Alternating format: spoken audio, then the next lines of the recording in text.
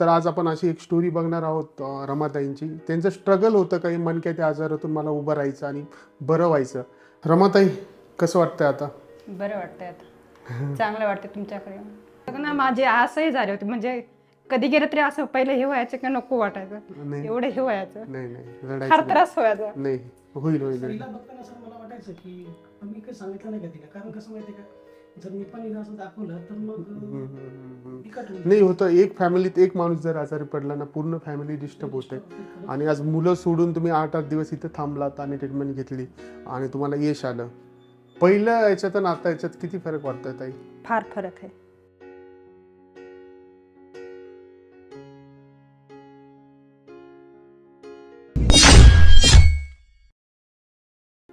पहिलं याच्यात आणि आता याच्यात किती फरक वाटतोय ताई? फार फरक आहे.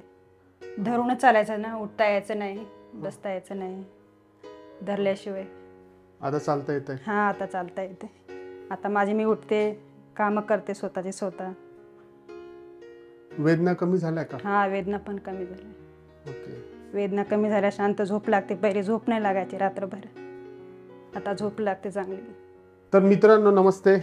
तर आज आपण अशी एक स्टोरी बघणार आहोत रमाताईंची. त्यांचं स्ट्रगल होतं काही मणक्याच्या आजारातून मला उभं राहायचं आणि बरं व्हायचं. अक्षरशः माझी ट्रीटमेंट आणि त्यांची जिद्द याच्यामुळे आज ते सक्सेस झालेलं आहे. आम्हाला त्याचा खूप आनंद होतो आहे आणि त्या खरंच आज स्वतःच्या पायावर चालत आहे. दादा त्यांच्यासाठी तत्परतेने 2 मुलं सोडून पालघरला इथे कंटिन्यू त्यांच्याबरोबर होते. त्यांची खूप काळजी घेतली आणि ट्रीटमेंट आपली अशी यशस्वी झाली का आज ते स्वतःच्या पायावर चालत आहे. हा आनंद आहे मोठा. तर साधारणपणे जर त्यांचा MRI आपण पाहिलात, त्यांना मल्टिपल लेवलला डिस्क प्रोलॅप्स आहे. मल्टिपल म्हणजे कमरेच्या मणक्यामध्ये, मानेच्या मणक्यांमध्ये पण. आणि त्यांना तात्काळ ऑपरेटिव्ह सांगितलं होतं, पण त्या ऑपरेशनची त्यांना भीती वाटत होती का हे सक्सेस होईल का, याच्यानंतर काय कॉम्प्लिकेशन होतील आणि मी चालू शकेल का, ह्या भीतीनं ते आपल्याकडे आले. तत्पूर्वी त्यांनी खूप साऱ्या ट्रीटमेंट पण घेतल्या होत्या. आज दादा आले, आज घेऊन त्यांना एक आपली जे 7 दिवसाची ट्रीटमेंट आहे त्याच्यानंतर फॉलोअपला 15 दिवसांनी घेऊन आलेत.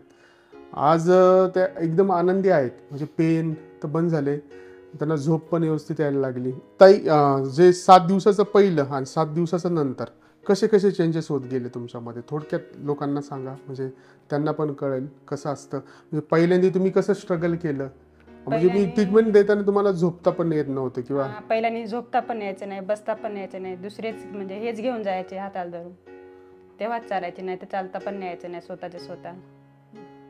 आणि त्याच्यानंतर परत सेकंड सेटिंगला तुम्हाला थोडा विश्वास आला, थोडासा विश्वास आला का हे इथे आपण बरं होऊ शकतो. परत 7 दिवसांनी तुम्ही आलात दिवाळी झाल्यानंतर, तर त्यामध्ये तुम्हाला काय चेंजेस वाटायला लागले? तेव्हा मला जास्त म्हणजे चालायला हे वाटलं, चालता येऊ लागलं. मला काय माहिती का, फर्स्ट क्लिनिकला जेव्हा आम्ही आलो ना पहिल्यांदा, तर तेव्हा हिला असं बाहेरून नाही वाटायचं, पण हिला आतून फील व्हायचं की मला आतमध्ये काहीतरी चेंज होत आहे, म्हणजे हलकं वाटते. आणि स्टार्टिंगला सर हिला जेव्हा आपण म्हणजे घरी असताना जेव्हा उठायची ना, तिला असं वाटायचं की सगळे गोळे भरले आतमध्ये. बापरे. हा, आणि तिला एवढं स्ट्रिक्टनेस जाणवत होतं की तिला असं प्रत्येक काम, म्हणजे कुठलंही थोडं छोटंसं का काम होतं, तिला खूप त्रास व्हायचा.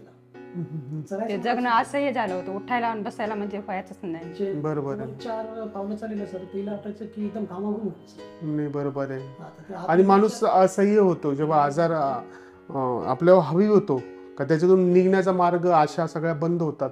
त्यावेळेस पण नाही लागायची, त्यावेळेस सगळ्या आशा बंद होतात आणि माणसाला सगळीकडे अंधार दिसायला लागतो. नेचर सर कसं ते आपण बघितलंच नाही ना, सर आयुष्य तिने पण काय ते समजत नाही.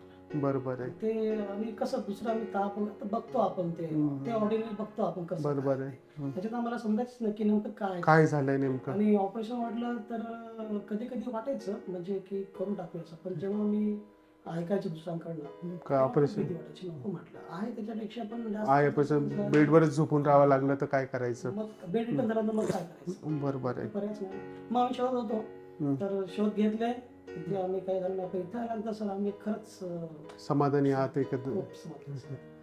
प्रमाण म्हणजे आम्हाला जितकं अपेक्षित आहे जास्त भेटलं आम्हाला. बरोबर. बरं ही कायरोप्रॅक्टिक ट्रीटमेंट तुम्ही अगोदर घेतली होती का? अंधेरीला घेतली, राहुरीला घेतली, गुजरातकडे घेतली, आमच्या गावाजवळ 2-3 ठिकाणी घेतली. नंतर आम्ही निसर्ग ट्रीटमेंट राहुरी तिथे आम्ही गेलो होतो. तिथे सर सगळ्यात मोठा अपेक्षा म्हणजे आम्हाला तिकडे ओके हां खरं सांगतो येण्याची कारण आम्ही 265 किलोमीटर येणं जाणं करून गेलो होतो आणि एवढा वेळ आम्ही ते म्हणजे अपेक्षेने गेलो होतो. त्या डॉक्टरनी सरांनी आम्हाला फक्त 5 मिनिटं पण दिले नाही. जसं त्यांच्या केबिनमध्ये गेल्यानंतर त्यांनी ते लाईट आपण म्हणतो ना ते गॅस ऑन केलं होतं त्यापैकी ते इन्स्टंट टूल होतं त्यांनी चेक केलं फक्त असं थोडंसं आणि मान स्ट्रेस आपण म्हणतो मान हे करतो दाखवतो हां तसं बस तेवढंच केलं. 5 मिनिटं आम्हाला दिले ना आणि आम्हाला परत पाठवलं. औषधं वगैरे दिली त्यांनी मेडिसिन पण त्याचा मला रिझल्ट पाहिजे. केरळ पंचायत म्हणजे मी खूप ऐकलं होतं आणि ते मला भेटत नव्हतं. आमच्या साईडला होतं एक पण ते फसवं होतं.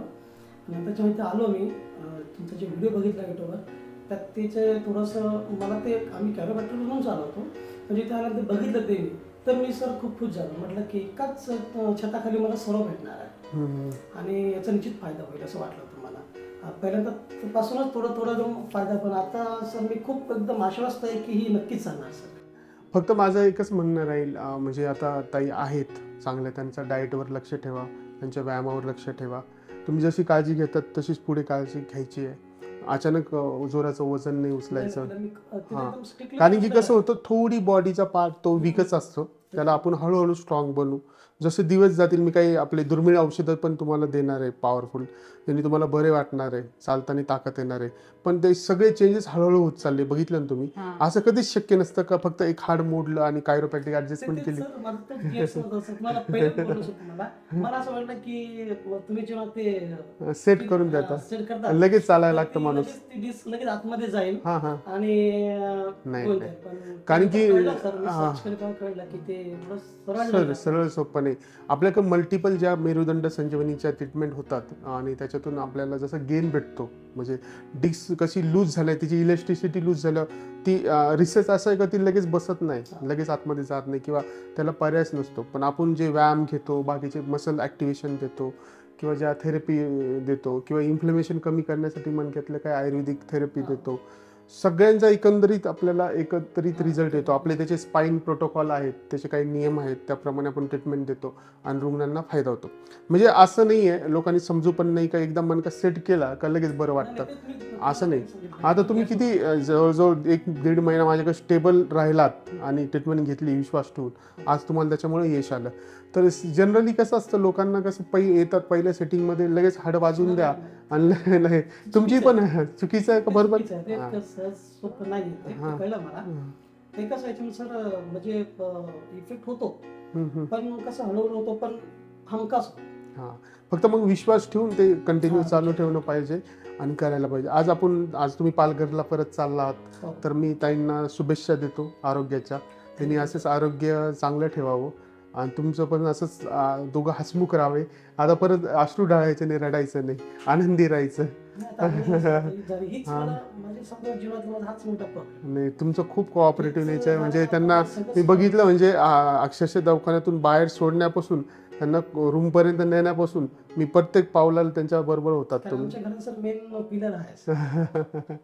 नाही नक्कीच त्यांना जगणं माझे असंही झाले होते म्हणजे कधी गेलं तरी असं पहिलं हे व्हायचं का नको वाटायचं एवढं हे व्हायचं नाही फार त्रास व्हायचा. नाही होईल मला वाटायचं की मी काही सांगितलं नाही का तिला कारण कसं माहितीये का जर मी पण हिला असं दाखवलं तर मग नाही होतं. एक फॅमिलीत एक माणूस जर आजारी पडला ना पूर्ण फॅमिली डिस्टर्ब होते.